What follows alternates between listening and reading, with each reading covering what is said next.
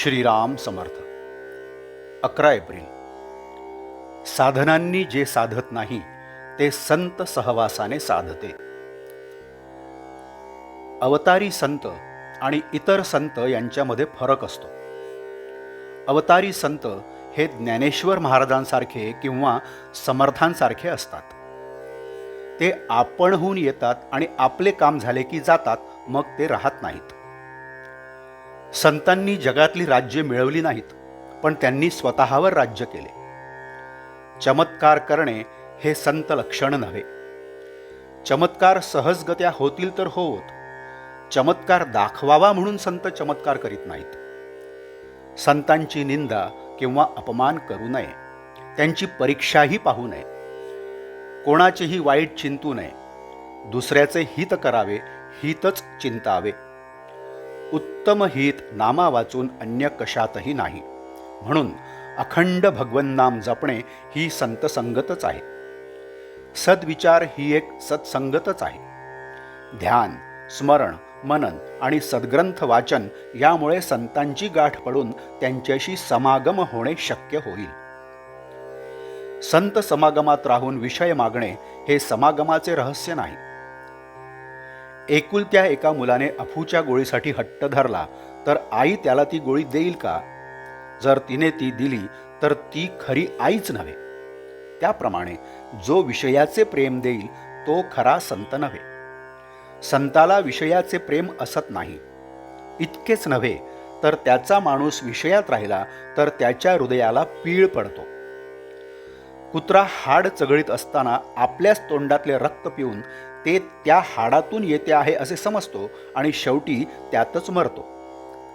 हे पाहून जितके वाईट वाटेल त्याच्या 10 पट नव्हे अनेक पट आपण विषयमग्न असलेले पाहून संतांना वाईट वाटते. संतांनी खरे भगवंताला जाणले. जिज्ञासू शिष्य भेटला तर संताला आपले स्वतःचे सार्थक झाले असे वाटते.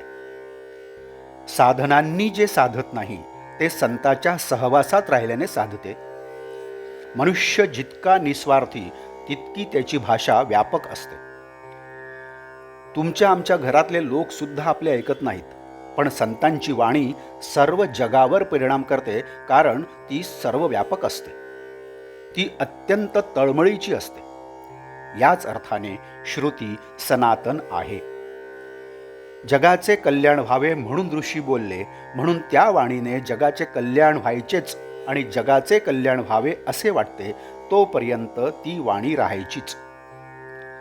आहे त्यात समाधान मानणे, कोणाचाही द्वेष मत्सर न करणे, सर्व भगवत रूप मानणे, निराभिमान राहणे, सदोदित भगवन्नाम स्मरण करणे आणि संत सज्जन सद्गुरू यांच्याविषयी पूज्य भाव ठेवणे, या गोष्टी आचरणात आणणे हाच परमार्थ. यात कोणती गोष्ट अवघड किंवा खर्चाची आहे? आम्ही निश्चयाने ती करीतच नाही म्हणून समाधान येत नाही. या गोष्टींप्रमाणे आचरण ठेवले तर समाधान येईलच. आजचे बोधवाक्य. प्रपंचात कसे वागावे हे संत शिकवतात आणि वागून दाखवतात. जानकी जीवन स्मरण. जय जय राम. नमस्कार.